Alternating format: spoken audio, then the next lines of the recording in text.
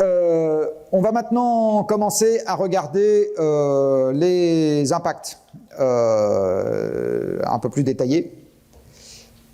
Deux trucs qu'il faut avoir en tête. Donc, un, je le répète, l'ampleur des impacts dépend de l'ampleur des émissions.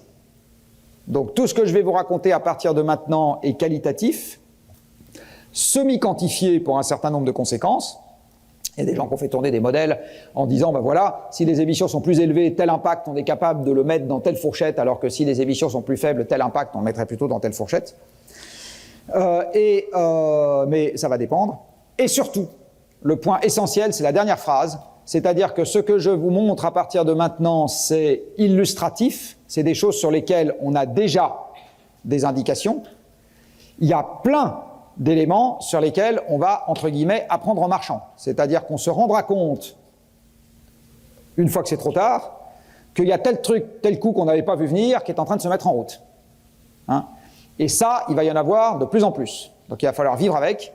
Il va y en avoir de plus en plus parce que le système est beaucoup trop complexe, trop chaotique et trop fortement non linéaire pour qu'on soit capable d'identifier risque par risque, géographie par géographie et date par date ce qui pourrait se passer.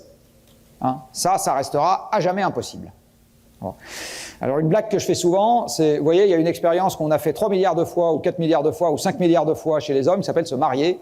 Et pour autant, un couple qui se marie aujourd'hui, vous n'êtes pas fichu de savoir où il en sera dans 30 ans. Alors imaginez bien qu'une expérience qu'on fait pour la première fois et qui est aussi complexe que celle-là, il est totalement illusoire de prétendre dire à l'avance la totalité des conséquences que ça aura dans quelques dizaines d'années. Hein? Donc on peut avoir une idée, exactement comme le couple. Je sais que dans 30 ans, je ne sais pas si mes conjoints seront toujours mariés ou pas, mais ils auront toujours 2 bras et 2 jambes, sauf si on leur a coupé un parce qu'ils ont un accident. Mais ils n'en auront pas 4. Voilà, par exemple. Ils feront pas 3 mètres de haut. Voilà. Donc il y a un certain nombre de trucs qu'on est toujours capable de dire, et puis il y a des trucs qu'on n'est absolument pas capable de dire. Je ne sais pas s'ils auront 2, 3, 0 ou 5 enfants, et s'ils seront toujours ensemble, et s'ils habiteront ici ou là. D'accord ? Je sais pas. Donc pour le climat, c'est exactement pareil, ou plus exactement c'est pire, puisque encore une fois, c'est une expérience qu'on fait pour la première fois. Hein, et les expériences qu'on fait pour la première fois, c'est très très rare que ça donne exactement des résultats qu'on est capable de prédire à l'avance, partout et tout le temps. Une fois que j'ai dit ça, il y a un certain nombre quand même de constantes dans cette affaire. La première, c'est que le réchauffement aura une structure spatiale qui est déjà à peu près connue. La première, c'est que ce que vous voyez, c'est que la température, là en l'occurrence, vous l'avez en juin, juillet et août, et ici en décembre, janvier, février. Ce que vous voyez, c'est que, quelle que soit la saison, l'élévation de température est plus marquée sur les terres émergées qu'elle ne l'est sur les océans, parce que les océans ont plus d'inertie thermique. La deuxième chose que vous voyez, c'est que l'élévation de température est proportionnellement plus marquée l'hiver dans les hautes latitudes nord que l'été dans les hautes latitudes nord. Dit autrement, l'élévation de température ira plus vite l'hiver que l'été. C'est ce que je vous avais déjà dit la dernière fois. Ce que vous voyez également, c'est que dans tous les cas de figure, il y a un endroit, et j'y reviendrai tout à l'heure et je vous expliquerai pourquoi, où l'élévation de température est moins marquée qu'ailleurs dans l'hémisphère nord, c'est au sud immédiat du Groenland. Hein, vous remarquez que c'est présent, que ce soit l'été ou l'hiver. Donc la première des conséquences que vous voyez ici, c'est que s'il y a un endroit où ça va particulièrement chauffer, c'est en région arctique. Et pour ceux d'entre vous qui suivent un peu l'actualité, vous avez peut-être déjà remarqué que c'est en région arctique qu'il y a de temps en temps des températures totalement hallucinantes, le mot n'est pas trop fort, en hiver. Je crois que c'était le 1er janvier 2018, si ma mémoire est bonne, que la température au pôle Nord était positive. Je dis bien positive, au-dessus de 0.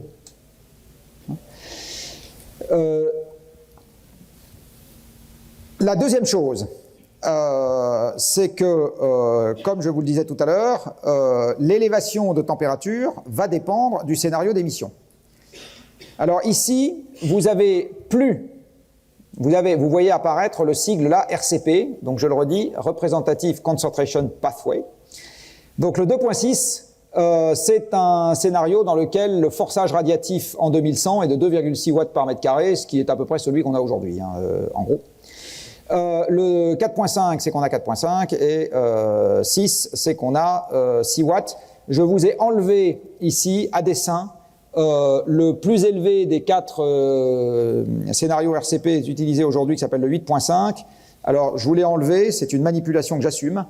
Je vous ai enlevé parce que ce scénario à RCP très élevé correspond à des émissions très élevées, c'est-à-dire une situation qui pour moi est totalement virtuelle, dans laquelle l'humanité se porterait de mieux en mieux, il y aurait de plus en plus d'hommes avec une économie qui va de plus en plus importante, alors même que le changement climatique est au maximum des conséquences possibles. Et donc il y a la moitié de la planète qui meurt de faim. Donc c'est un peu compliqué pour moi de rabouter les deux, donc j'ai considéré que celui-là, je vous en parlerai peu. De temps en temps, vous le verrez quand même, mais je vous en parlerai peu parce qu'il a une incohérence interne qui n'est pas liée aux physiciens, j'insiste, qui est liée au fait que les scénarios sont faits par des économistes qui n'ont pas les limites physiques par construction, c'est ce que je vous ai expliqué au premier cours, en tête. À partir du moment où l'économie ne dépend pas de facteurs limitants qui viennent de la physique, il n'y a pas de raison qu'on s'empêche d'avoir une économie qui est extrêmement importante avec une physique très limitée. Ça ne pose aucun problème chez eux. Moi, ça me pose un problème. Oui. Est-ce que les barres d'erreur qu'on a vu tout à l'heure sur le schéma d'évaluation de température sont de cette absence de rétroaction sur l'économie? Non, non, pas du tout. C'est uniquement la dynamique interne du modèle. C'est le fait que vous avez entre les modèles, encore une fois, des hypothèses. Alors je vais vous donner un exemple qui est très connu. La paramétrisation des nuages. Je vous ai dit tout à l'heure que le modèle standard, il avait une maille qui faisait 50 à 100 km de côté. Pour tous ceux d'entre vous qui ont rêvassé un jour l'été couché dans l'herbe, en observant les nuages, vous aurez remarqué que les nuages ne font pas 100 km de côté. Il n'y a pas beaucoup de nuages qui vont d'ici jusqu'à Chartres. Et que vous pouvez voir d'un seul tenant, soit dit en passant. Ou alors ça s'appelle une couverture de stratus et c'est déprimant et c'est l'hiver. Et donc le nuage est un phénomène sous la maille. Donc pour tenir compte de la couverture nuageuse dans les modèles, vous êtes obligé de paramétrer cette couverture. Dit autrement, ce que votre modèle va vous simuler, c'est la circulation de la vapeur d'eau dans l'atmosphère, et en fonction de la vapeur d'eau que vous avez dans la maille, enfin dans votre boîte à chaussures là, eh bien vous allez paramétrer. Mais ça, ce n'est pas un truc dynamique, c'est un truc paramétré, la quantité de nuages que vous avez dans cette maille. D'accord ? Eh bien, en fonction des techniques qui sont utilisées par les différents modélisateurs pour faire cette paramétrisation, la quantité de nuages que vous avez pour une même concentration en vapeur d'eau, et le fait que ces nuages soient des nuages de basse altitude ou des nuages de haute altitude, qui n'ont pas le même impact sur le climat, eh bien ça va varier d'un modèle à l'autre. Or, ne serait-ce que cette paramétrisation-là explique l'essentiel de la dispersion des résultats entre modèles. Le gros de la dispersion des résultats entre modèles, c'est la façon dont les modèles approchent la représentation des nuages. Donc voilà un exemple qui est en fait l'exemple le plus emblématique. Ça n'a absolument rien à voir avec la rétroaction du climat sur l'économie, puisque je vous ai dit, celle-là n'est pas prise en compte par construction dans aucune simulation. Donc, ce que je disais, c'est qu'en fonction du scénario, en fonction de l'intensification de l'effet de serre, on va dire, vous avez des réchauffements qui sont plus ou moins marqués, mais vous retrouvez à chaque fois ces constantes, c'est-à-dire que ça se réchauffe proportionnellement plus sur les continents que sur les océans, plus sur l'hémisphère nord que sur l'hémisphère sud, et que vous avez toujours cette singularité-là au sud du Groenland. Oui ? C'est l'augmentation du forçage radiatif. C'est l'augmentation de la concentration de gaz à effet de serre dans l'atmosphère, donc du forçage radiatif. Alors, c'est le nom du scénario et la valeur que vous avez derrière RCP vous donne le forçage radiatif en 2100. Alors, cela étant, pour une même valeur de RCP en 2100, vous pouvez avoir plusieurs trajectoires. Donc là, c'est une trajectoire. J'aurais pu vous les montrer, mais c'est une trajectoire. Je préfère rester sur mon histoire de scénario d'émission parce qu'en gros, ça se recoupe à peu près. Et le scénario d'émission est un truc qu'on visualise beaucoup plus facilement, c'est la quantité qu'on émet, quoi. Voilà. La variabilité, c'est-à-dire des modèles ? Ah, le forçage, il n'est pas variable, là. Le 2.6, c'est une trajectoire définie de forçage. Par contre, le fait d'avoir 20 modèles vous donne une dispersion des résultats, parce que vous avez un résultat par modèle, mais pour un même scénario RCP. Après, les mêmes modèles, vous pouvez les utiliser avec un RCP 2.6, un RCP 4.5, etc. Et à ce moment, évidemment, ils ne vous donnent pas les mêmes résultats.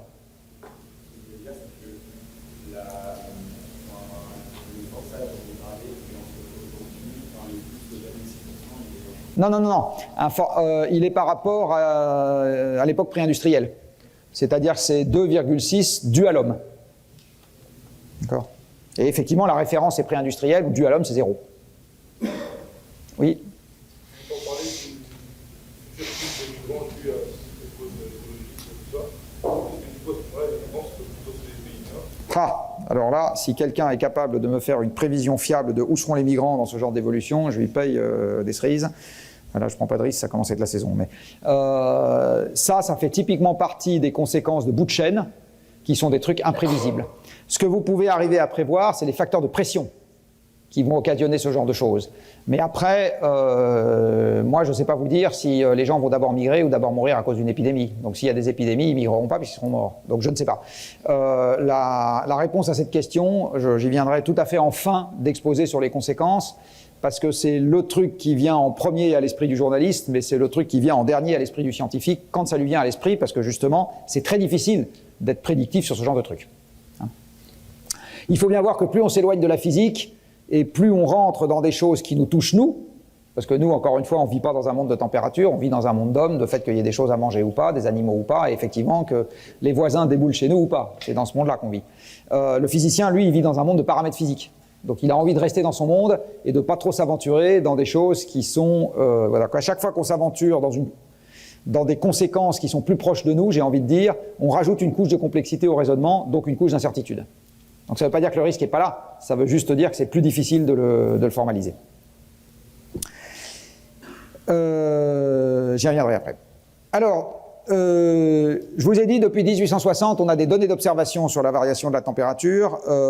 Ici, en voilà une traduction. Alors, en l'occurrence, c'est depuis 1880, mais peu importe.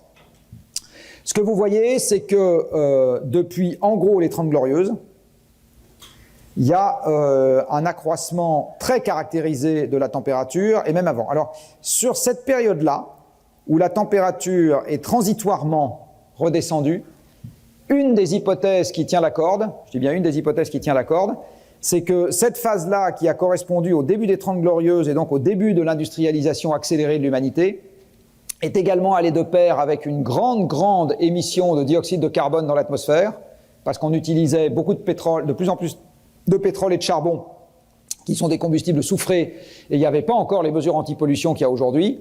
On n'épurait pas le dioxyde de soufre des fumées, donc on a collé plein de sulfate dans l'atmosphère, et donc on a un peu refroidi le climat à cause de ça. Hein, c'est ça l'explication la plus... Enfin, une des explications qui tient la corde. Parce que vous remarquez que si vous partez d'ici, et que vous faites quelque chose qui est... Il y a la même tendance avec un pic là, qui se prolonge derrière, puis après vous avez une accélération. Ce que vous voyez également, c'est que là-dessus, la tendance, elle est très claire. Alors ça n'empêche pas un certain nombre de gens, même encore aujourd'hui, de prendre la série courte qui les arrange en disant, vous regardez, la température baisse, ça s'est arrêté de monter puisque la température baisse. D'accord ? Donc évidemment, il faut regarder la série longue, donc il faut appliquer le bon filtre, il ne faut pas regarder les séries courtes. Alors vous allez me dire, des climato-sceptiques, il y en a de moins en moins. Ben, c'est pas complètement sûr, ça dépend énormément du pays où on est. Et il se trouve qu'il y a un pays qui est maintenant plus le premier, mais le deuxième émetteur de gaz à effet de serre au monde, qui a une toute petite influence sur le reste des pays occidentaux parce qu'il détient pour le moment la monnaie de réserve par excellence qui s'appelle le dollar. Et ce pays possède la plus forte proportion de climato-sceptiques au monde après l'Arabie Saoudite et je ne sais plus quel est le deuxième. Voilà. Donc, oui, c'est à peu près 20%. Et des gens qui sont durement, j'ai envie de dire, pas des avec la même mesure, en France, c'est 6%. D'accord ? Donc, non, pas 20, 15, pardon, 15, mais avec la même mesure, la France est 6. Donc c'est en gros 2 fois plus que la France. C'est très différencié après en fonction de la région géographique. Voilà, mais cette petite animation, encore une fois, est là pour rappeler que c'est très facile de manipuler des statistiques pour leur faire dire ce qu'elles ne disent pas. Et là, vous avez un exemple particulièrement classique, j'ai envie de dire, de ce genre de manipulation. Il n'y a pas que la température globale qu'on peut analyser avec des relevés de température. Alors ici, vous avez une évolution de la température hémisphérique, et vous voyez par exemple que les variations de température de l'hémisphère sud sont globalement un peu moins heurtées et un peu moins rapides, désormais, que les variations de l'hémisphère nord. C'est la conséquence de ce que je vous disais tout à l'heure, plus de continents sur l'hémisphère nord et une évolution plus rapide en Arctique. Ici, vous avez également des moyennes différenciées entre les continents et l'océan. Voilà, donc on retrouve la conclusion de ce que je vous disais tout à l'heure. Au-dessus des continents, vous voyez là cette baisse probablement due à l'industrialisation croissante. Là, vous voyez que c'est maintenant, ça évolue plus lentement qu'au-dessus des continents, ce qui est tout à fait normal avec les différentes inerties thermiques. Ici, vous avez la courbe pour la France. Donc vous voyez que la France aujourd'hui a des anomalies de température par rapport à la moyenne 61-90 qui sont désormais toutes positives et qui en tendance augmentent. Ce qui fait que par exemple, toute votre vie durant, vous verrez dans le journal, tant qu'il y aura des journaux, à intervalles réguliers, on vient de battre le record de température. Bah oui. Puis on va les battre, et puis encore, et puis encore, et puis encore, et puis encore. Voilà. Tant qu'il y aura des gens pour mesurer la température et des journaux pour imprimer des trucs sur la température, on va battre périodiquement des records de température. Oui? Pardon? Bah, on s'en fiche, on prend n'importe quelle référence. Enfin, vous mettez... Pour caractériser une variation, vous mettez le zéro désordonné où vous voulez. Et là, en l'occurrence, la moyenne n'est pas centenaire, hein, elle est trentenaire. Hein. On a coutume... Alors, par contre, ce qui est sûr, c'est qu'en ce qui concerne le climat, on a tendance à considérer que la série minimale pour regarder ce qui se passe quelque part, c'est 30 ans. Hein, c'est en général quelque chose qui... Ici, vous avez une variation des températures hivernales et estivales en France, là aussi, depuis un siècle. Alors, ce que vous voyez, et ça c'est un truc qui est intéressant à garder en tête, notamment pour le dimensionnement du système électrique, c'est que la variation de température en ce qui concerne l'hiver, qui est la même qu'en ce qui concerne l'été, c'est-à-dire ça augmente dans tous les cas de figure, eh bien, n'éclipse pas une variabilité annuelle qui a tendance à être plus importante qu'en ce qui concerne l'été. Donc ici, vous avez un point qui est extrêmement singulier, vous voyez, mais sinon, les anomalies de température se ressemblent quand même beaucoup d'une année sur l'autre, alors que là, les anomalies de température d'une année sur l'autre, elles peuvent varier énormément, enfin, elles peuvent varier de façon beaucoup plus importante. Et donc, ce que vous dit ce graphique en particulier, c'est que le réchauffement climatique dans son ensemble n'empêche pas, plus exactement, aujourd'hui, la survenue de temps en temps d'hivers qui peuvent rester plus froids que la moyenne. Hein, ça n'empêche pas ça. Ça veut dire, c'est évidemment de moins en moins fréquent, mais ça ne l'empêche pas. Vous avez maintenant, oui. Juste la normale saisonnière, ça correspond à quoi comme ça? La normale saisonnière, c'est toujours pareil, c'est la moyenne sur 30 ans, 61-90. Mais encore une fois, c'est juste une affaire de déplacement de l'origine. Une des manières de savoir si ce qui a déjà eu lieu comme réchauffement à la surface de la planète est bien dû à un supplément d'effet de serre, c'est certes de regarder si les modèles vous donnent une élévation de température au sol qui est cohérente avec le supplément d'effet de serre qu'on a mis dans l'atmosphère, mais une autre manière d'avoir cette confirmation, c'est de regarder si la structure spatiale de l'élévation de température correspond à ce qu'on est en droit d'attendre d'un climat qui se réchauffe avec un supplément d'effet de serre.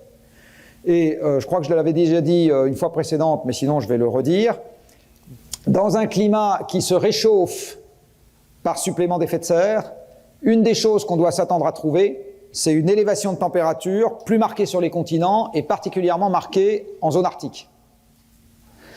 Et ici, vous avez une reconstruction de la variation de température sur le XXe siècle.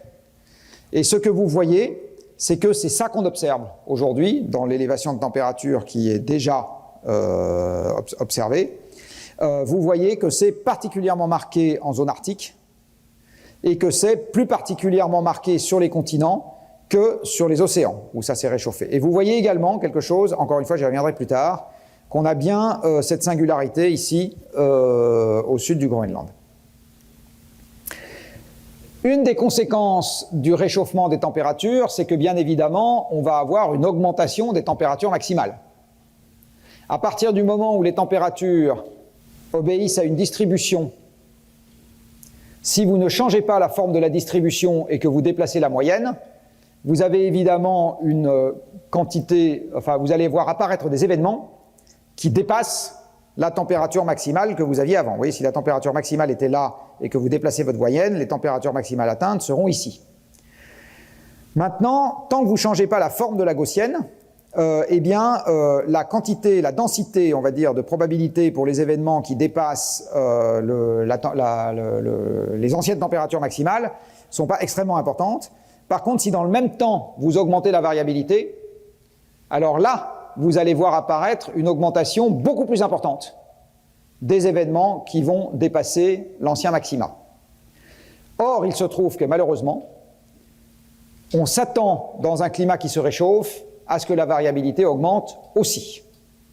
Hein, c'est une des conséquences qui est attendue. Ce qui veut dire que les événements extrêmement chauds ou extrêmement secs vont avoir tendance à augmenter, j'ai envie de dire, plus vite que la moyenne. Il y a un autre élément de variabilité qui peut entrer en jeu, et là je vais vous donner l'exemple de l'Europe. L'Europe, comme vous le savez, est soumise à un régime de vent d'ouest. Il se trouve qu'au-dessus de l'Atlantique, vous avez quatre régimes, de positionnement respectif de la dépression et de l'anticyclone qui peuvent se produire.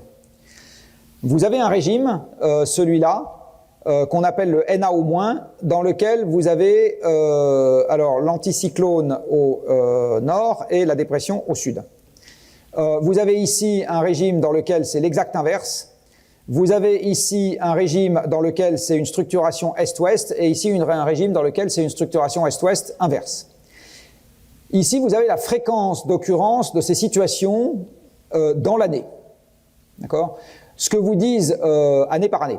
Donc ce que vous disent ces graphiques, c'est que avec une variabilité annuelle forte, hein, quand même, en gros, sur quelques décennies, vous avez à peu près 25% de probabilité de vous retrouver dans l'une des quatre situations. Donc dit autrement, si vous regardez sur quelques décennies, et vous faites abstraction de la variation annuelle, ça se produit 25% du temps, ça 25, ça 25, ça 25.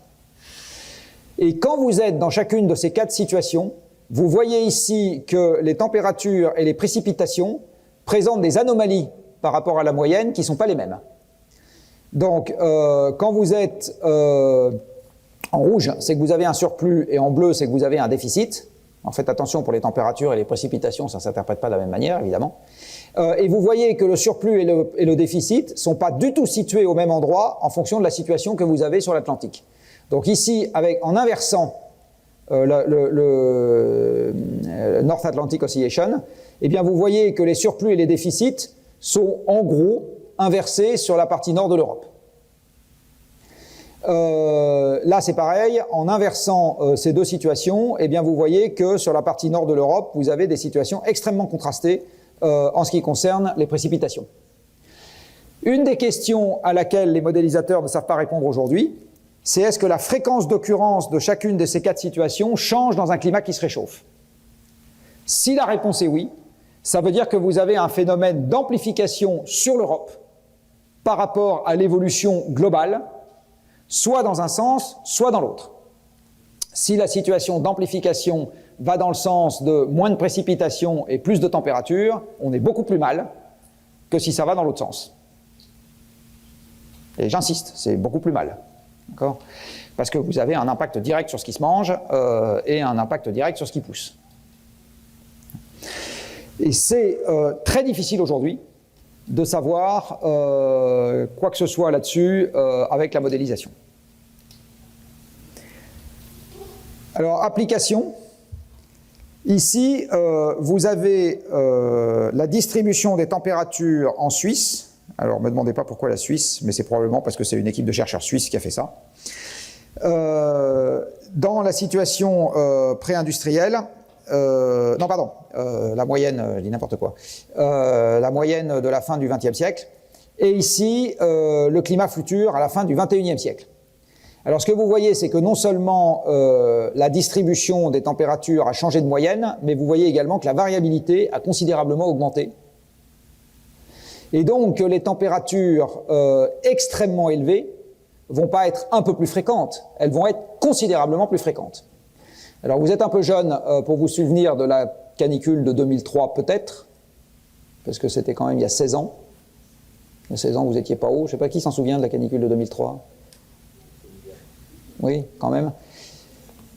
Eh bien, la canicule de 2003, ce que je vais vous dire, c'est que dans un climat qui se réchauffe de quelques degrés, donc ce qu'on est parti pour faire, eh bien, ça devient l'été normal. Alors l'été normal, c'est l'été normal au sens statistique, c'est-à-dire que c'est l'été qui se retrouve, qui départage 50% des étés les plus frais de 50% des étés les plus chauds.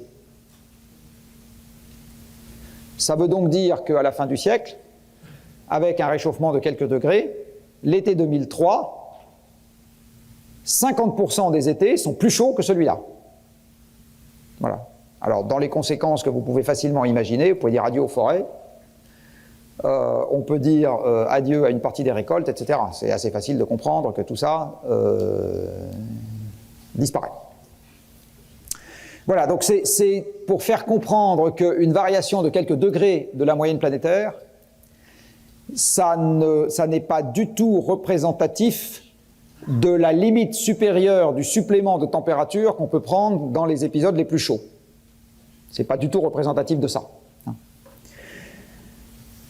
Dans les autres marques du réchauffement climatique au niveau du sol qui sont attendues, je vous en avais parlé la dernière fois en vous parlant du processus physique à l'œuvre, c'est-à-dire du fait qu'en interceptant la température plus près du sol, on allait en avoir moins qui seraient interceptés dans la haute atmosphère, eh bien on doit s'attendre à avoir un refroidissement de la stratosphère.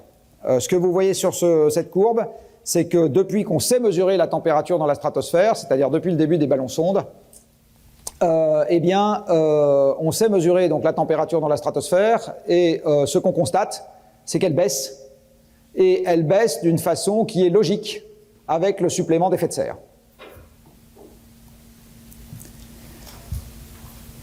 La deuxième conséquence qu'il va y avoir avec le réchauffement climatique, ou plus exactement avec le changement climatique, c'est une variation des précipitations. Alors ce que je vous ai dit au moment où je vous ai simulé le fonctionnement global du système la dernière fois avec la petite animation que je vous ai projetée, c'est que dans un climat plus chaud, vous avez globalement plus d'évaporation et donc plus de précipitations.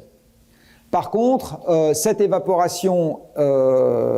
précipitations n'ont pas de raison de se répartir de façon homogène à la surface de la planète, ni spatialement, ni temporellement. Et donc la grande question, c'est qu'est-ce qui se passe pour l'évolution de ces précipitations?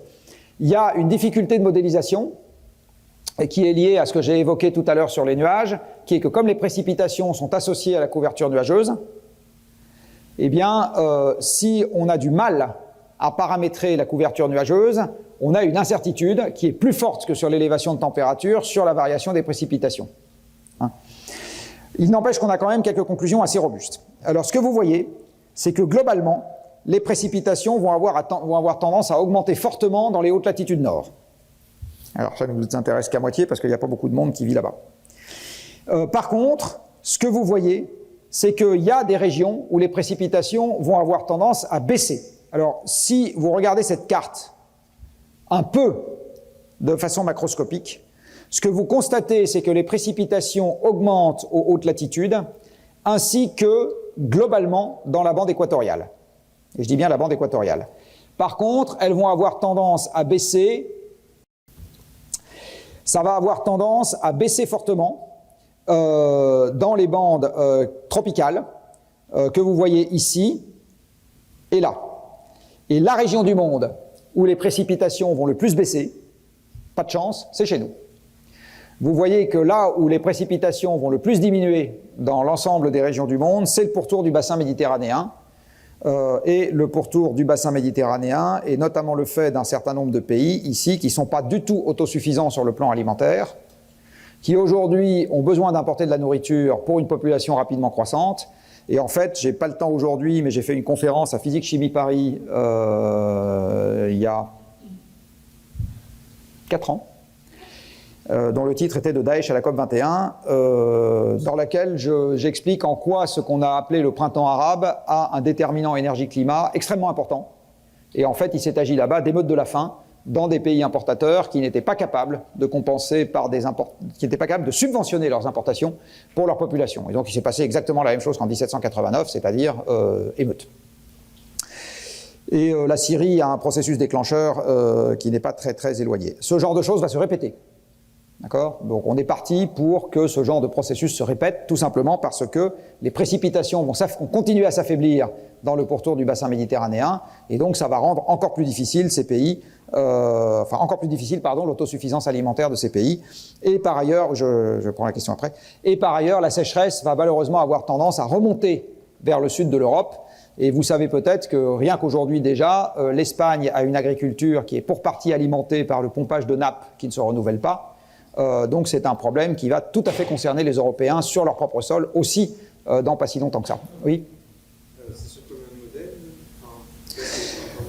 de modèles Ça c'est alors quand le GIEC présente ce genre de truc, c'est des tendances intermodèles sur une vingtaine de modèles. Alors c'est une conclusion malheureusement très robuste, c'est-à-dire que tous les modèles convergent sur le fait que le pourtour du bassin méditerranéen va s'assécher. Oui. Vous avez des endroits là où vous avez du blanc, c'est que vous n'avez pas de convergence entre modèles, typiquement. Hein. Là, vous avez, c'est malheureusement très très convergent. Alors après, vous n'avez pas que les précipitations qui comptent, vous avez également la variation de l'évaporation, parce que la teneur en eau du sol, qui vous conditionne le fait que les plantes puissent pousser ou pas, est le résultat de ce qui tombe, moins le résultat de ce qui s'évapore ou de ce qui file rapidement.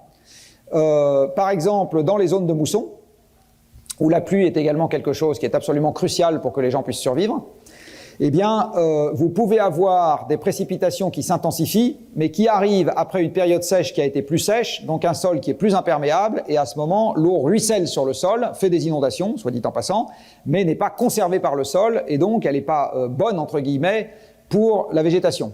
Hein, l'idéal pour la végétation, pour ceux d'entre vous qui sont allés en Irlande ou en Bretagne, c'est le petit crachin démoralisant toute l'année, ça c'est absolument parfait, c'est qu'il fasse beau 3 fois par jour, comme disent les Irlandais. Donc ça c'est l'idéal, mais quand vous avez des épisodes qui sont très concentrés, malheureusement, c'est pas très bon non plus. Alors ce que vous voyez ici, donc c'est l'évaporation, et vous voyez, alors faites attention parce que la graduation c'est que plus c'est bleu, plus ça augmente, et vous voyez que dans un certain nombre de régions du monde, et en particulier sur l'essentiel des terres émergées, l'évaporation se balade quelque part entre la même chose qu'aujourd'hui à plus intense qu'aujourd'hui. Hein, donc dans tous les cas de figure, même s'il pleut plus, vous allez avoir une évaporation, en particulier terrestre, qui va avoir tendance à s'intensifier. Et donc ici, vous avez quelque chose qui est un composite de ce que je viens d'évoquer, donc précipitation et évaporation, et qui est l'évolution de l'humidité des sols. Donc ça, en fait, ça vous pilote directement le rendement agricole, en gros, et le fait que les écosystèmes se portent bien ou pas bien. Ce que vous voyez ici, c'est qu'on va retrouver donc des choses dont je vous ai déjà parlé. Donc le pourtour du bassin méditerranéen a tendance à s'assécher, voilà. Là où vous avez des pointillés, c'est là où les conclusions sont très robustes. C'est ça la manière de comprendre cette... Je finis de commenter, je prends la question après. C'est la façon de prendre ce graphique. Vous voyez également cette partie de l'Australie, là, le quart sud-ouest qui est en train de s'assécher, un petit peu le sud-est aussi. Or, pour ceux d'entre vous qui suivent, c'est là que vous avez des agriculteurs de temps en temps qui sont pas très heureux de ce qui arrive. Vous avez peut-être déjà entendu parler des problèmes d'eau qu'il y a en Afrique du Sud. Et vous voyez que c'est cohérent avec ce que vous voyez là. Alors ça, c'est la très mauvaise nouvelle. Si vous avez le bassin amazonien qui s'assèche, ça c'est quelque chose qui va pas être bon du tout pour la forêt, et là vous avez le plus grand stock de carbone sur pied de la planète. Vous voyez également ici la sécheresse qui s'intensifie sur le sud des États-Unis et sur le Mexique. Alors le Mexique, c'est comme l'Afrique du Nord, population en croissance, intensification des sécheresses et donc de la disponibilité en eau. C'est pareil, la question de savoir comment tout ça se termine est un gros point d'interrogation. Je vous le disais tout à l'heure, il peut pleuvoir... Ah oui, pardon, il y avait une question au fond. Oui. Alors, non, parce que la vapeur d'eau condense. En fait, ce que vous avez dans l'atmosphère, c'est une pression de vapeur saturante. Et si vous évaporez plus, il pleut plus. Ça n'augmente pas la pression de vapeur saturante. Ça circule plus vite, simplement. Ce qui conditionne la pression de vapeur saturante, c'est la température de l'atmosphère. Donc, plus la température est élevée, et plus sa capacité en emport de vapeur d'eau, ou en concentration de vapeur d'eau dans l'atmosphère, plus exactement, plus elle est humide, en gros. Plus sa capacité à être humide est élevée. J'ai une question sur un truc de tout à l'heure. Vous aviez dit que tous les modèles ne prenaient pas en compte la rétroaction sur l'économie. Oui. Ça, c'est une rétroaction négative, non? Oui, enfin, sauf qu'ils ne la prennent pas en compte. Okay, mais donc c'est une rétroaction négative, ça va. Oui, ça tamponnerait les émissions. Enfin, ça les amortirait, ça les ferait baisser. Mais ils ne le prennent pas en compte. C'est très compliqué, parce que, encore une fois, là, vous commencez à toucher un peu du doigt la complexité du truc. Passer, parce que là, on est dans les paramètres physiques encore. Après, par exemple, quand on va commencer à faire des simulations agronomiques avec l'évolution de ces paramètres physiques, on rajoute un étage de complexité. Donc, il faut aller demander à vos copains de l'agro, enfin, qui sont là encore pour le moment, mais qui vont bientôt être à Saclay, comme tout le monde. Il faut aller leur demander, rigolez pas, vous serez peut-être un jour, non, je plaisante. Il faut aller leur demander comment ça marche quand on rajoute la biologie de la plante par-dessus l'évolution de ses paramètres physiques, et la réponse, c'est que c'est compliqué. Vous allez le voir un peu plus tard. Or, ce que vous mangez, c'est pas des paramètres physiques, c'est des plantes. Et des animaux qui ont mangé les plantes. Ce que vous donne ce graphique, c'est l'évolution des phénomènes pluvieux intenses qui sont tels que ça a été constaté, cette fois-ci dans le passé. Et ce que vous voyez, c'est qu'il y a déjà une tendance à l'augmentation, donc là où c'est vert et bleu, dans un certain nombre d'endroits. Donc le surplus de précipitations peut arriver sous forme, malheureusement, d'une augmentation des précipitations sur des laps de temps extrêmement courts, et ça, c'est perdu pour tout le monde, parce que c'est de l'eau que les sols ne gardent pas, et en plus, ça fait des dégâts. Ce que vous voyez ici, là pour le coup, c'est aussi l'évolution passée de l'indice de sécheresse des sols, et vous voyez qu'il y a un certain nombre de régions dans le monde où on retrouve des tendances qui sont prévues pour plus tard. Alors là, c'est comme c'est au milieu du Sahara, c'est pas très significatif. Mais vous voyez que sur l'Afrique du Sud, on retrouve ça. Sur le pourtour méditerranéen, on retrouve ça. Sur le sud-est et le sud-ouest de l'Australie, on retrouve ça. Sur cette partie du Brésil, on retrouve ça. Et sur le sud des États-Unis, on retrouve ça. Donc il y a déjà quelques régions dans le monde où il semblerait qu'on soit déjà en train d'avoir des sols qui sont en train de s'assécher, comme on s'attend à l'avoir dans le cadre d'un climat qui se réchauffe. En France, vous avez un phénomène de précipitation intense qui s'appelle les épisodes Cévenol. Est-ce que vous connaissez? Non?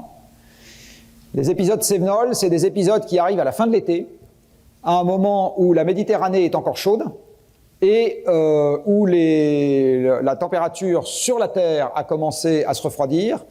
Et ils arrivent quand vous avez de l'air humide venu du sud, passé au-dessus de la Méditerranée, donc chargé en eau, qui remonte en altitude, donc avec condensation de la vapeur d'eau, en rencontrant les Cévennes, donc en rencontrant les contreforts du Massif central.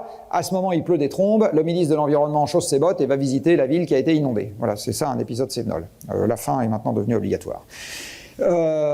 Une question qui se pose évidemment, c'est à partir du moment où vous avez une température de surface qui se réchauffe, vous allez donc avoir une Méditerranée qui va rester chaude plus longtemps. Question, est-ce que ça ne va pas augmenter ce genre d'épisode? Alors la réponse est que pour le moment, c'est compliqué de le dire. C'est pas complètement sûr que ce soit le cas. Et vous avez ici une série longue qui est faite par Météo France sur la quantité d'épisodes Cévenol en France, avec deux seuils de cumul. Vous voyez ici 190 et 150, et vous voyez que bon, c'est pas clair que pour le moment il y ait quelque chose qui soit franchement à la hausse. Par contre, ce qui est sûr, Et donc ça, c'est un deuxième truc qu'il faut avoir en tête en ce qui concerne les conséquences, c'est que la quantité de biens à inonder augmente. Parce que la France est toujours en processus d'urbanisation, c'est-à-dire la taille des villes continue d'augmenter, on continue de construire, chaque année quelques centaines de milliers de logements. Donc ces logements, on les met quelque part, on ne les met pas en étages supplémentaires sur ceux qui existent déjà, donc on occupe plus d'espace au sol. Et il se trouve que dans le sud, comme ailleurs, la quasi-totalité des villes ont été construites avec un cours d'eau qui les traverse. Parce que historiquement, c'était l'accès à l'eau potable ou l'accès à l'eau qu'on utilisait pour autre chose, notamment pour laver le linge. Vous connaissez, vous, les machines à laver, moi aussi, ça n'a pas toujours été le cas. Bref, il fallait de l'eau pour abreuver les bêtes, enfin bon bref, donc on avait besoin d'eau. Et donc toutes les villes de France ont été construites sur un cours d'eau, les plus grosses sur des fleuves qui servaient de voie de communication. À partir du moment où le cours d'eau grossit rapidement parce qu'il y a un épisode Cévenol, et ben si vous avez des trucs trop près du cours d'eau, boum, c'est inondé. Quand vous avez une pression foncière avec de nouveaux habitants qui veulent faire construire et que vous avez déjà construit tous les endroits qui allaient bien, où est-ce que vous donnez l'autorisation de construire? Dans des endroits qui vont moins bien et notamment trop près du cours d'eau. Donc vous avez des constructions additionnelles en quantité croissante qui se mettent là où il ne faut pas, parce que les élus ne sont pas capables de résister à la pression des électeurs, et à ce moment, quand il y a une inondation, il y a plus de trucs qui cassent. Le truc le plus drôle que j'ai vu, c'est une caserne de pompiers, où les pompiers normalement sont mobilisés contre les inondations, qui était inondée une fois. Donc là, on était dans les paramètres physiques. Donc à ce stade, je résume, la température va augmenter, pas partout de la même manière, elle va augmenter plus vite en réchauffant l'océan, enfin il va y avoir plus d'énergie qui réchauffe l'océan que d'énergie qui réchauffe l'atmosphère, et ça va impacter le régime des pluies. Maintenant, on va s'intéresser à une première conséquence sur le vivant, parce qu'encore une fois, c'est ça qui nous intéresse vraiment. Et ici, vous avez une carte qui vous représente le type d'écosystème que vous avez aujourd'hui à la surface de la planète si on ne les coupe pas pour faire autre chose. Et vous avez surtout ici un diagramme qui vous donne le genre d'écosystème que vous allez trouver en fonction des précipitations et de la température. Et ce que vous constatez, c'est que, et c'est pour ça que c'est important d'avoir une bonne visibilité sur les précipitations, vous changez beaucoup plus vite de type d'écosystème si vous modifiez les précipitations que si vous modifiez la température. C'est pour ça qu'en fait, le point essentiel dans le changement climatique en cours, c'est pas tant les variations de température que les variations de précipitation, qui vont avec, évidemment. Mais c'est surtout ça qui va être essentiel. Alors la végétation va changer et malheureusement elle ne va pas changer en général dans le bon sens, au sens de on va avoir beaucoup plus de disparition que de création parce que le temps qu'il faut pour créer quelque chose c'est beaucoup plus long que le temps qu'il faut pour disparaître. Les simulations que je vais vous montrer maintenant sont nécessairement des simulations partielles parce que les phénomènes qui sont les plus dommageables pour les hommes et les plantes, c'est pas tant les modifications, enfin plus exactement, ça peut être les modifications de paramètres physiques, par exemple s'il n'y a plus d'eau, c'est clair que les plantes crèvent, mais vous pouvez également avoir une variation de la compétition entre espèces qui fait d'énormes dégâts, et dans la compétition entre espèces, vous avez typiquement ce qu'on appelle les ravageurs, donc les insectes, les microbes, les virus, les champignons. Alors quand je parle des champignons, c'est pas les bolets, hein. Je parle de l'oïdium, du mildiou, enfin un truc sympathique de ce type-là. Eh bien, quand vous avez, ces processus-là, ils sont extrêmement difficilement modélisables. Dit autrement, quelle est la fraction des chênes qui vont mourir parce qu'ils vont être victimes d'attaques d'oïdium à un moment où il ne faudrait pas, dans un climat qui se réchauffe? Il n'y a pas un modèle aujourd'hui qui sait vous dire ce genre de truc de façon fiable, hein. Donc ici, c'est les précautions qu'il faut avoir sur ce que je vais vous montrer, c'est que quelque part c'est des bornes inférieures et c'est pas des bornes supérieures, hein, c'est comme ça qu'il faut le comprendre. Ici vous avez la répartition du hêtre en France aujourd'hui, donc plus la densité est élevée et plus on va vers le rouge et plus sinon elle est faible. Donc en gros vous avez le droit d'avoir des hêtres partout en France, mais globalement vous en avez plus facilement ici que là, et plus facilement dans les Pyrénées que là.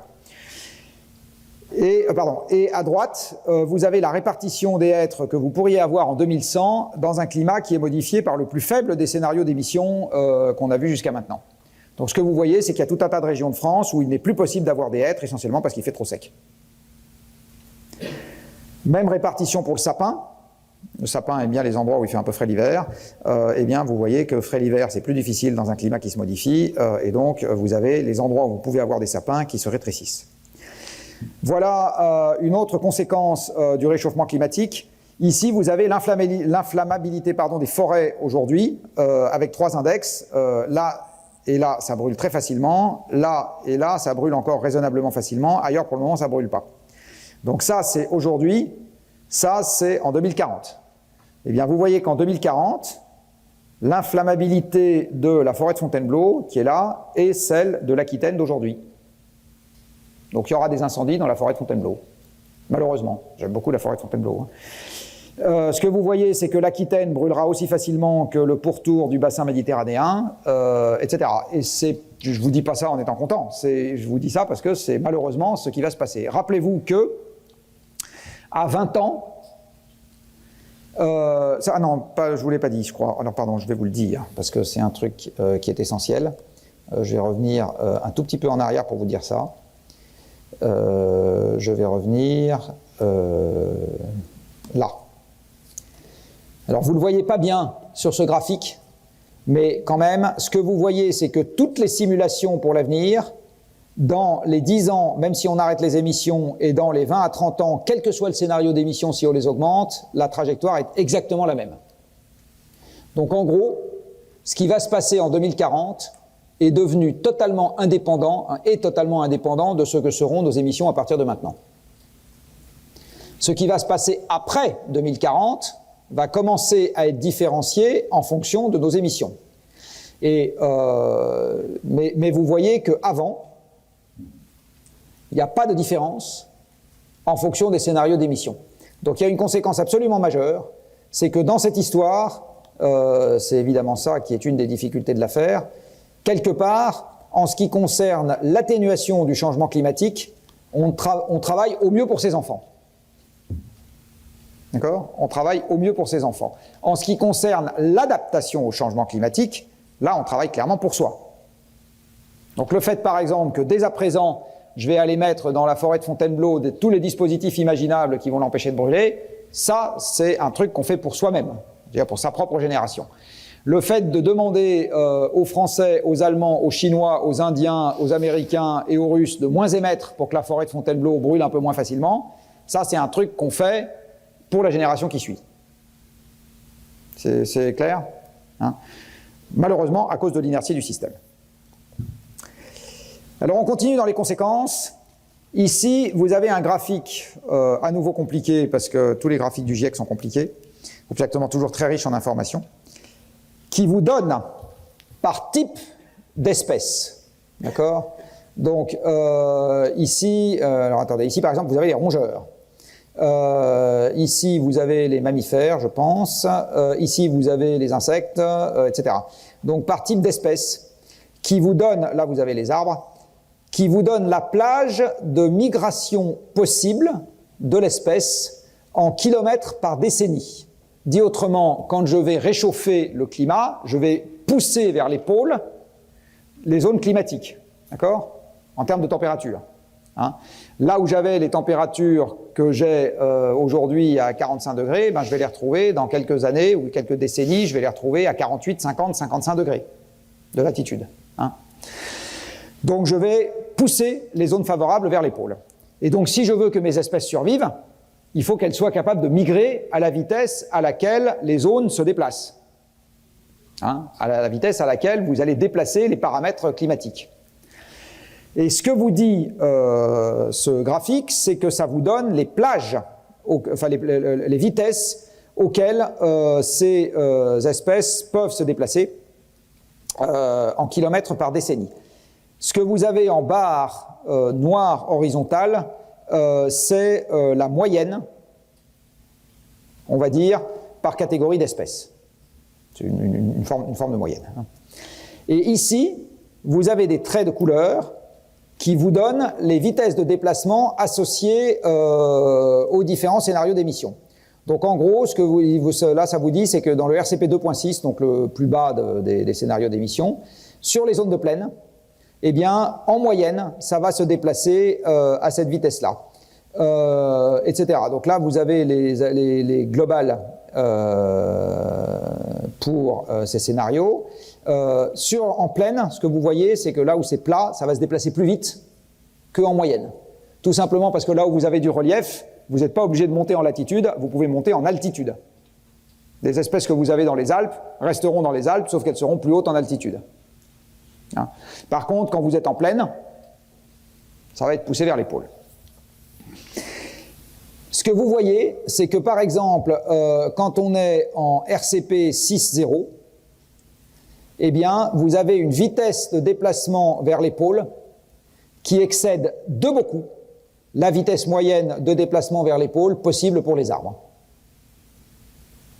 Parce qu'un chêne met 40 ou 50 ans à être sexuellement mature, donc il ne fait pas des sauts de puce comme ça tous les ans pour se déplacer vers les pôles. D'accord ? Il faut que ça attende le franchissement d'une génération avant que ça aille s'installer ailleurs.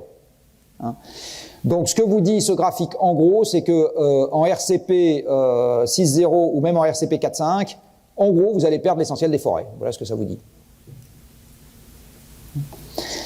En ce qui concerne les espèces herbacées, c'est pareil, vous allez en perdre une partie. Par contre, une partie des mammifères, sauf que si vous n'avez plus de quoi manger pour les mammifères, ce truc-là devient partiellement virtuel, hein, etc., etc. Donc ce que vous voyez en gros, c'est que pour la base des écosystèmes, c'est-à-dire les plantes, vous avez une vitesse de migration possible de ces écosystèmes vers les pôles qui est très inférieure, hein, pour l'essentiel des espèces, à la vitesse de déplacement des paramètres climatiques qu'on va observer.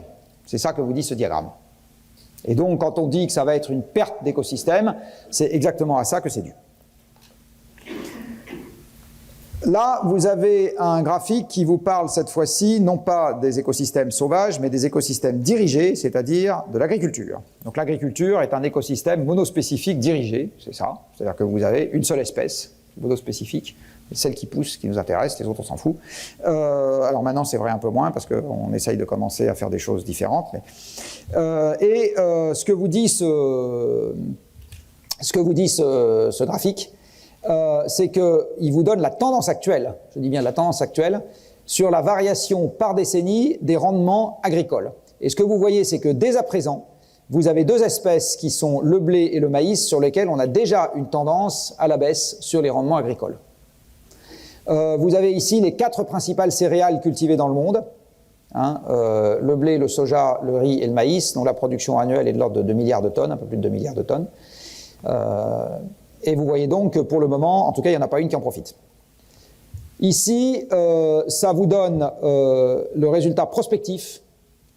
Donc, ce que vous donne le résultat prospectif quand vous faites des simulations, c'est qu'on s'attend, avec une barre d'erreur importante, évidemment, à ce que les rendements agricoles continuent à décroître à l'avenir sous l'effet du réchauffement climatique. Et vous voyez que là où ça pourrait baisser le plus vite, c'est dans les régions tempérées, si on n'a pas de mesures d'adaptation. Mais sauf que dans les mesures d'adaptation, vous avez par exemple l'irrigation, et l'irrigation, c'est pas nécessairement quelque chose qui est facile à mettre en œuvre. Parce que s'il s'arrête de pleuvoir de façon significative, enfin s'il pleut moins, l'irrigation n'est pas nécessairement beaucoup plus simple. Alors ça, c'est quelque chose qui est absolument majeur. Sur une planète dont la population, par ailleurs, a tendance à augmenter pour le moment, parce que, je vous rappelle ce vieux dicton, encore une fois, qui est à l'origine de 1789, c'est « ventre affamé n'a point d'oreille ». Donc dit autrement, quand les gens n'ont pas à manger, ils deviennent fous, et c'est normal. Hein, et c'est normal. Donc, le fait que les rendements agricoles baissent, alors pour répondre à la question de tout à l'heure, à quel moment est-ce que ça provoque soit des migrations, soit des guerres, soit... j'en ai strictement aucune idée. Soit des émeutes, soit des révolutions, personne ne peut le dire. N'importe quand entre maintenant et plus tard. Voilà. C'est typiquement ça, des choses qui nous prendront par surprise. C'est absolument évident. Une partie des surprises, ça viendra de là. Oui ?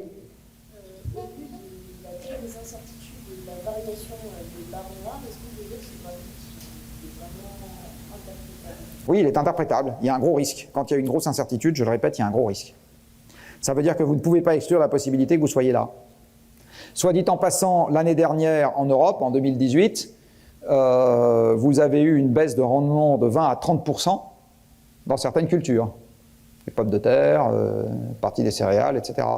En Russie, en 2010, vous avez eu une baisse de 45% de la production de céréales. Et c'est le début du XXIe siècle. Alors, il peut y avoir des augmentations, sauf que si vous comparez la Russie et la Pologne, ce n'est pas les mêmes surfaces cultivées, ce n'est pas les mêmes tonnages. D'accord ? Donc, vous pouvez avoir des variations, et puis par ailleurs, ça ne sert pas les mêmes marchés, ce n'est pas nécessairement les mêmes céréales, etc. Non, la pomme de terre, l'année dernière, ça a souffert chez tout le monde, hein, de mémoire. Hein.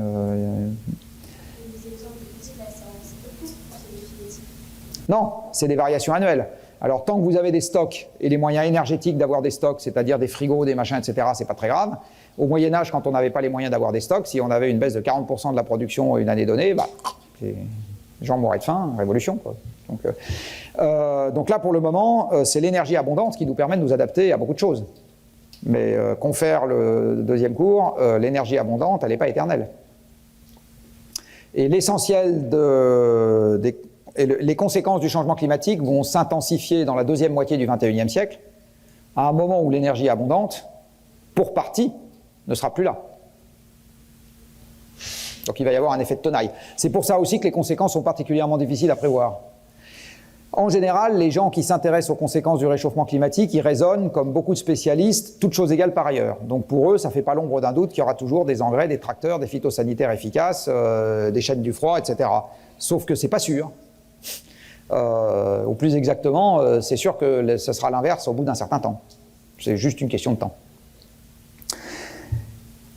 Dans les autres conséquences du changement climatique, on va changer la biodiversité microbienne. Alors quelque chose qui est très facile à comprendre, c'est que quand on chauffe un bouillon de culture, tant qu'on ne chauffe pas trop, si on le chauffe juste un peu, les petites bêtes aiment bien ça. Et donc dans un monde qui globalement se réchauffe, on va avoir tendance à favoriser l'augmentation de la biodiversité microbienne qui a tendance, comme vous pouvez le voir ici, à être plus élevée quand on est dans des endroits chauds. Bon là, c'est la bouteille à l'encre, c'est-à-dire qu'à part vous dire ça, je ne suis pas capable de vous en dire beaucoup plus, mais c'est évident que viendra un moment où il y aura des nouveautés en ce qui concerne les maladies. Alors il n'y a pas que ça comme facteur déclencheur de nouvelles maladies, loin s'en faut. Je ne vais pas détailler ça, juste ça c'est rigolo, enfin c'est rigolo, non pas rigolo du tout.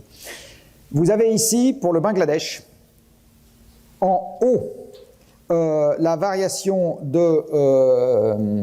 des cas de choléra, et en bas, la variation de la température de surface de l'eau du Pacifique.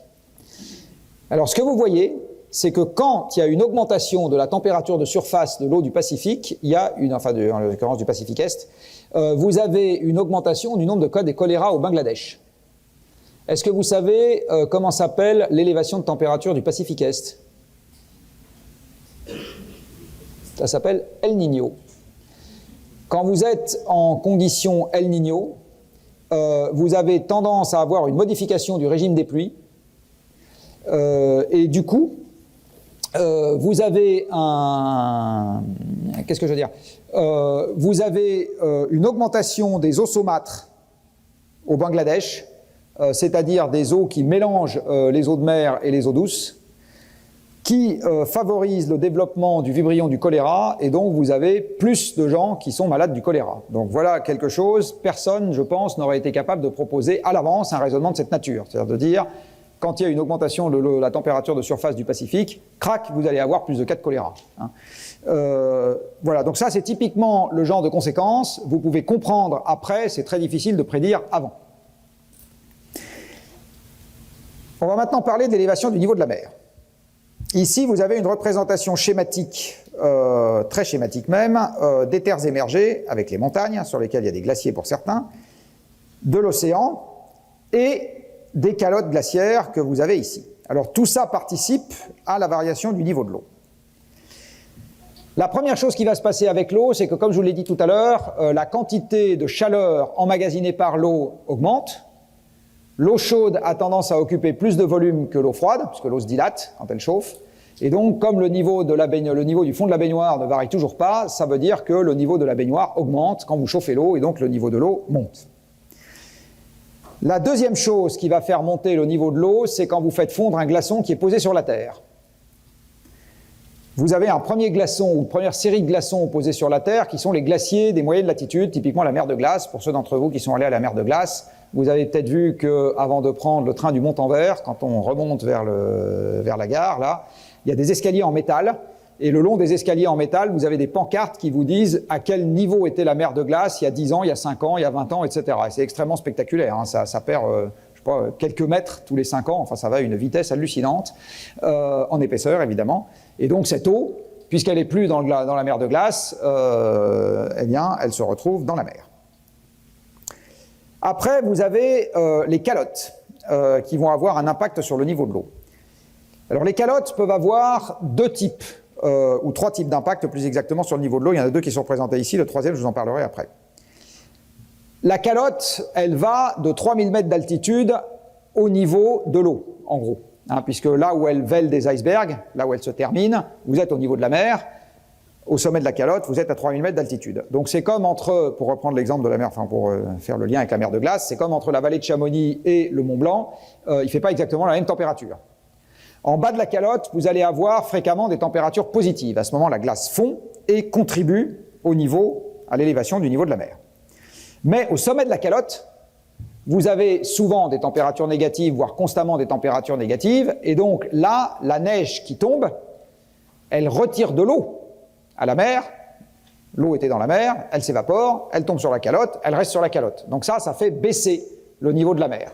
Donc en ce qui concerne les calottes, il faut faire un bilan de masse, qui est ce qui tombe là, moins ce qui s'en va là, et c'est la différence entre les deux qui vous dit si la calotte contribue à la hausse du niveau de la mer ou à la baisse du niveau de la mer. Hein. Quand la calotte se forme sur la Scandinavie, manifestement, ce qui va là est plus important que ce qui va là, et le niveau de la mer baisse. Ce que je vous ai montré tout à l'heure. Aujourd'hui, c'est plutôt l'inverse. Ce qui se passe là est supérieur à ce qui se passe là, et donc la calotte contribue à l'augmentation du niveau de la mer. La fonte de la banquise, puisque vous connaissez tous Archimède, n'a pas d'impact sur le niveau de l'eau. Quand vous faites fondre de la glace qui flotte déjà à la surface de l'eau, monsieur Archimède vous dit que ça ne bouge pas le niveau de l'eau. Par contre, monsieur pas Archimède, c'est-à-dire le physicien, vous dit que ça a quand même un impact, parce que vous remplacez une surface particulièrement réfléchissante, qui est la banquise, par une surface particulièrement absorbante, qui est de l'eau de mer, et donc ça accélère le réchauffement de l'eau de mer qui entoure la calotte, et ça accélère la fonte ou la désagrégation de la calotte. Donc il n'y a pas d'effet direct, mais il y a un effet indirect. La banquise, en l'occurrence, fond, c'est-à-dire qu'elle a tendance, là c'est pareil, de votre vivant, tant qu'il y aura des journaux et des gens pour en parler, eh bien, régulièrement, peut-être pas tous les ans, mais enfin, toutes les quelques années, on vous dira, on vient de battre le record d'étendue minimum de la banquise à fin septembre. Voilà, puis, etc. Parce que le processus a commencé et il va continuer, parce que l'élévation de température est, comme je le disais tout à l'heure, plus marquée en Arctique que partout ailleurs. Il y a également une diminution de l'épaisseur de la banquise qui est en cours. Donc, non seulement elle diminue en étendue, mais elle diminue en épaisseur. Alors, on connaît l'épaisseur de la banquise depuis les années 70. 70, il y a un Belge dans la salle. Est-ce que vous savez pourquoi? Qui a eu les moyens d'aller mesurer l'épaisseur de la banquise depuis les années 70? Le pétrole? Non, pas le pétrole. Pire que le pétrole.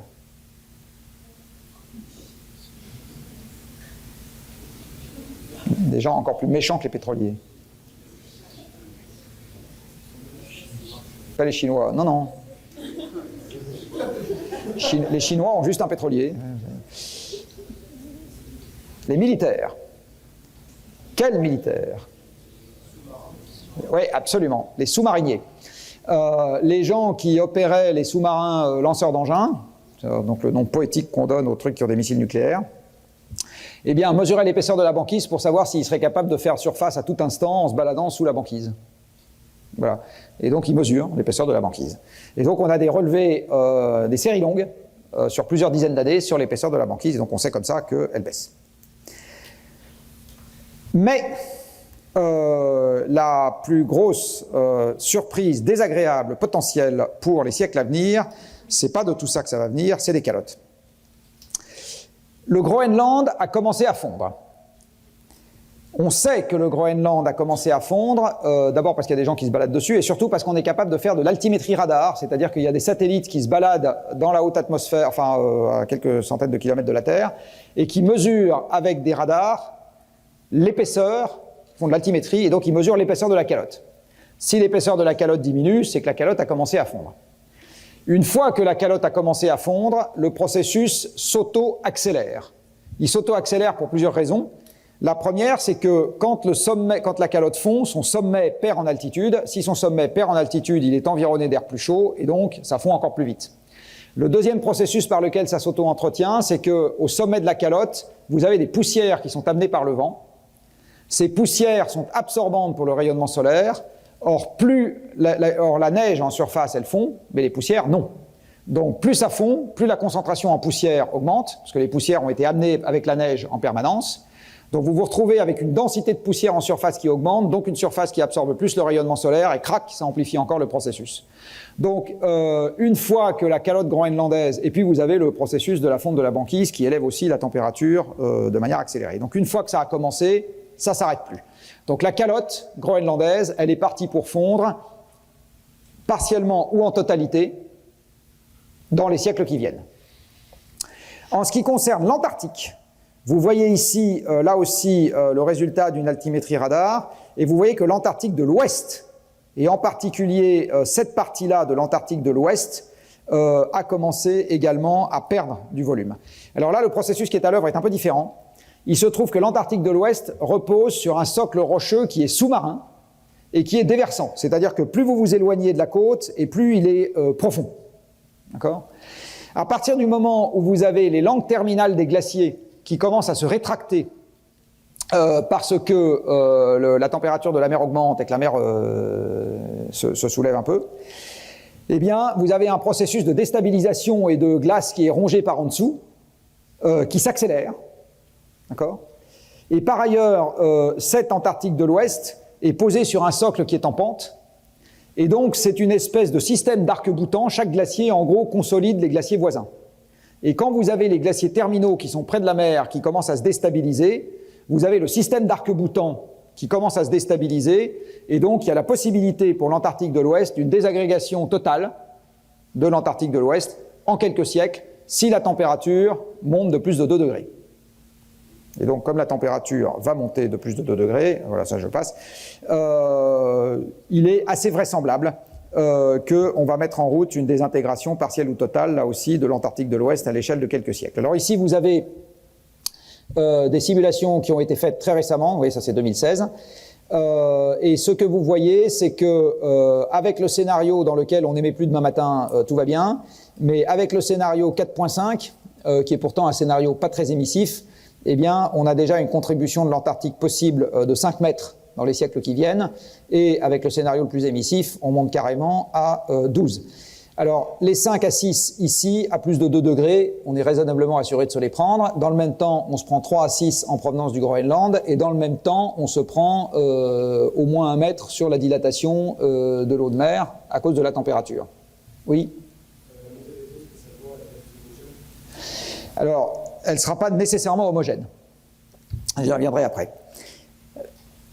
Pour vous donner une idée de ce que ça représente, quelques mètres en plus dans l'océan mondial, vous avez ici une carte dans laquelle on a mis en bleu foncé les endroits qui sont noyés. Donc là, vous avez Bangkok, par exemple, qui sont noyés avec une élévation de 9 mètres du niveau de la mer. Et là, vous avez Shanghai, je crois. Non, je ne sais plus ce que vous avez là.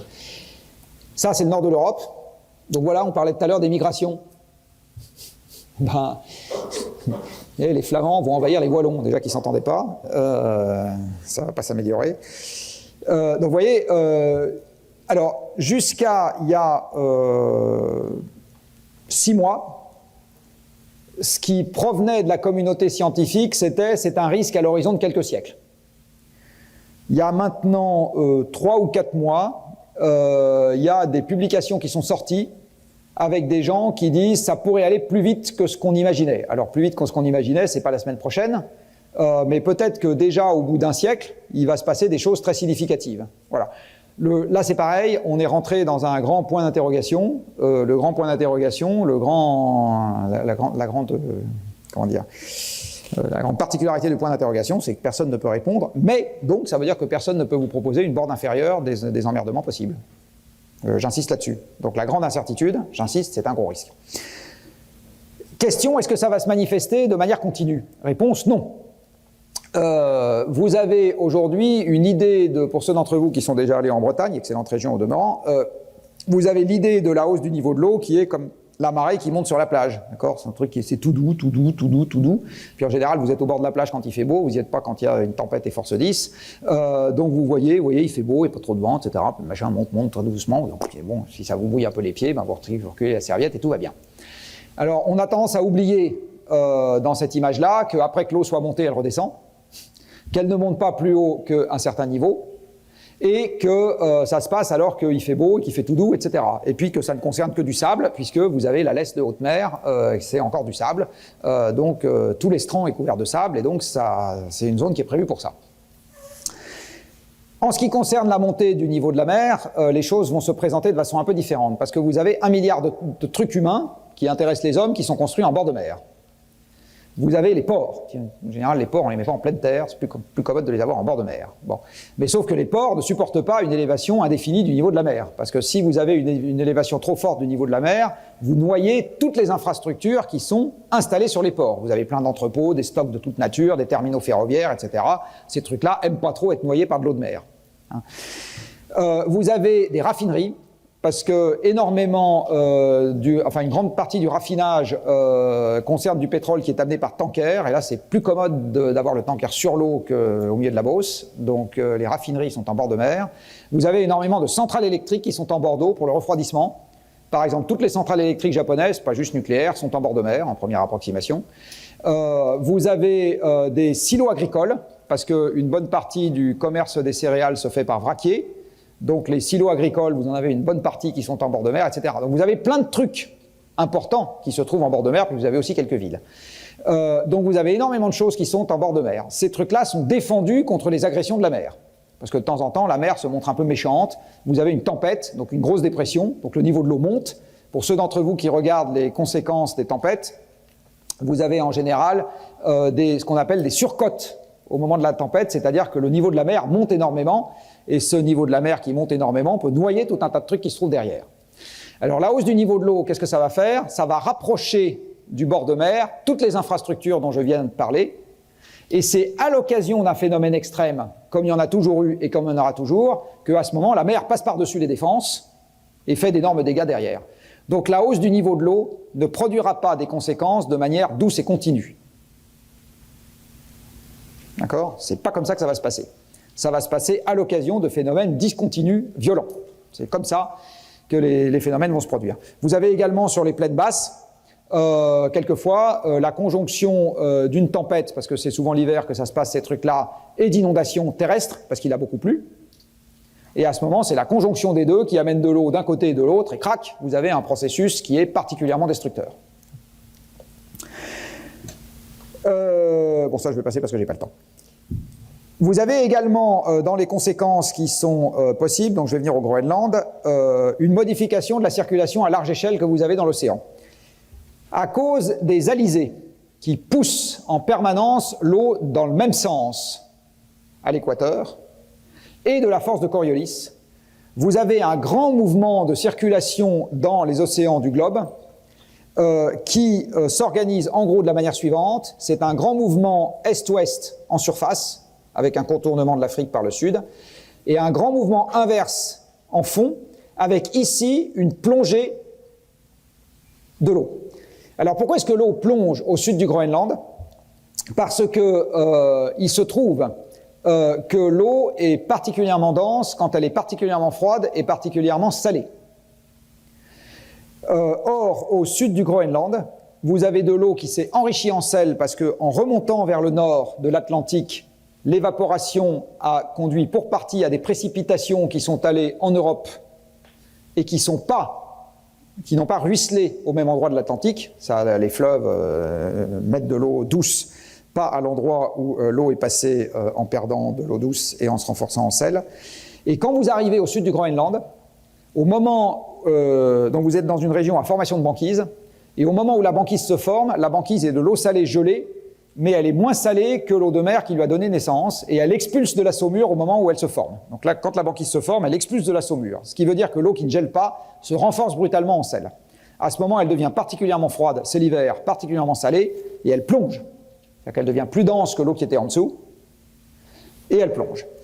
Et cette plongée des eaux profondes, ça fait siphon, d'accord ? C'est un mouvement descendant qui fait siphon, et c'est à cause de ce mouvement de siphon que vous avez la dérive nord-atlantique qui remonte jusqu'au sud du Groenland. Et par ailleurs, comme ce mouvement enfouit la chaleur de surface, c'est à cause de cela que le réchauffement est moins marqué au sud du Groenland, parce que vous avez une pompe à chaleur qui vous prend la chaleur en surface et qui vous l'enfouit, alors que cette pompe à chaleur n'existe pas dans le reste de l'océan. D'accord ? Et c'est l'existence de cette pompe à chaleur, au sens premier du terme, ou pompe à chaleur, que vous avez un réchauffement qui est moins marqué tant que cette plongée des eaux profondes a lieu. Évidemment, si cette plongée des eaux profondes s'arrête, et c'est une question, ça pourrait arriver, à ce moment, la perte de chaleur de la surface par enfouissement s'arrête également. Et à ce moment, vous n'avez plus cette singularité au sud du Groenland. Ça vous dit la même chose en coupe. Alors, question, est-ce que cette circulation pourrait s'affaiblir ? La réponse est oui, parce que dans un monde soumis au réchauffement climatique, eh bien, le réchauffement des tropiques est moins important que le réchauffement de l'Arctique, donc la différence de chaleur entre l'Arctique et les tropiques s'affaiblit, et donc le fait que ça s'affaiblisse, ça affaiblit un peu, entre guillemets, la différence de potentiel entre les deux, et donc ça va affaiblir la circulation. Et ce que vous montrent les simulations, c'est que à peu près tout prévoit, ça c'est la baisse de la circulation de la dérive nord-atlantique. Alors la dérive nord-atlantique s'exprime en Sverdrup, c'est des millions de mètres cubes à la seconde. Pour rappel, le débit de la Seine, c'est 400 mètres cubes à la seconde. Hein. Donc on n'est pas en train de parler des mêmes ordres de grandeur.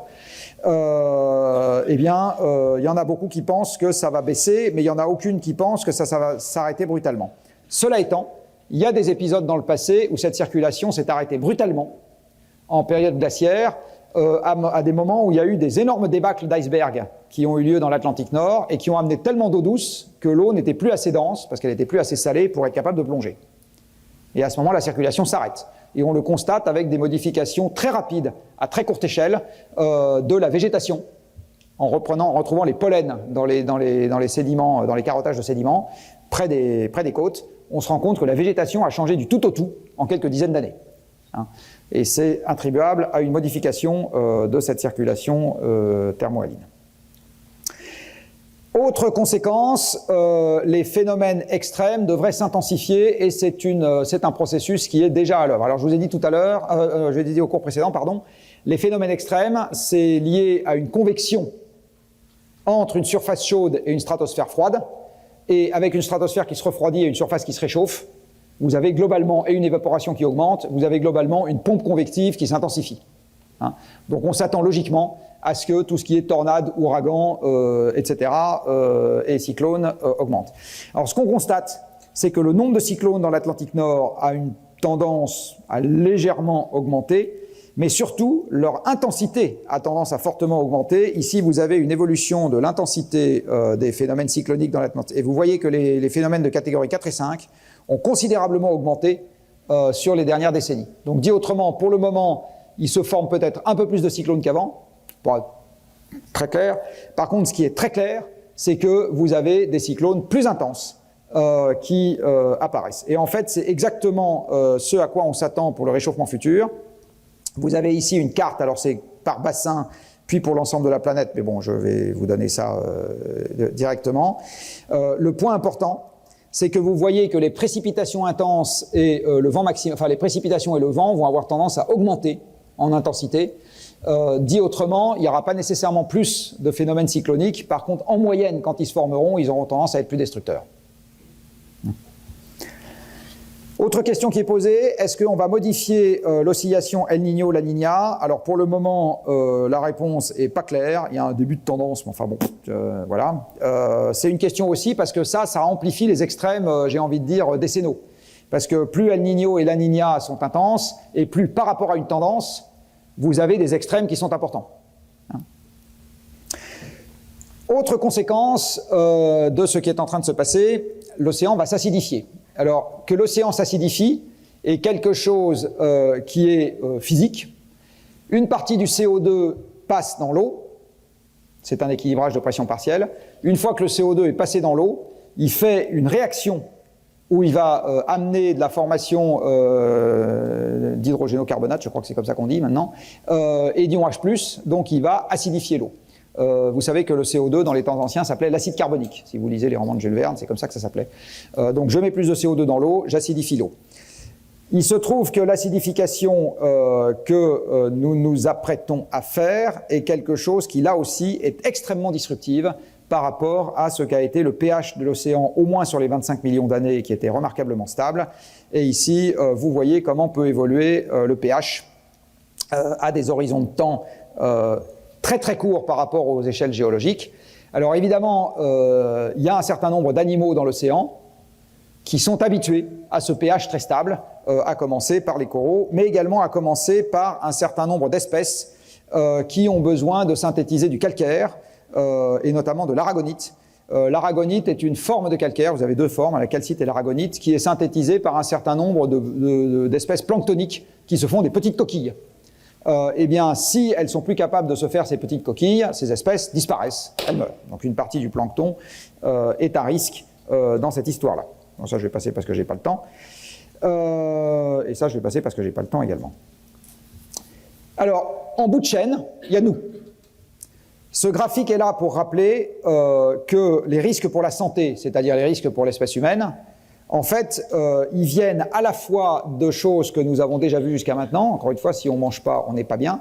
Mais après, ils peuvent venir de risques indirects. C'est-à-dire si c'est le voisin qui ne mange pas et le voisin commence à se mettre dans un état de guerre, ensuite le voisin arrive chez nous, nous on peut avoir à manger, on va quand même être à risque à cause du changement climatique parce qu'on va avoir une conséquence qui n'est pas une conséquence physique directe mais qui est une conséquence géopolitique.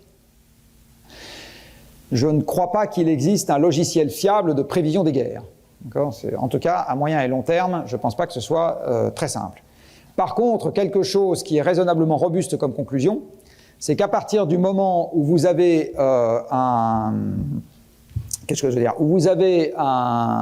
une mise sous tension globale du système, c'est-à-dire que vous avez, comme dans la tectonique des plaques, là, des gens qui sont globalement sous stress de façon croissante à la surface de la planète, c'est pas très difficile de comprendre que globalement les situations conflictuelles vont augmenter. Pas très difficile de comprendre que ça va être globalement le cas.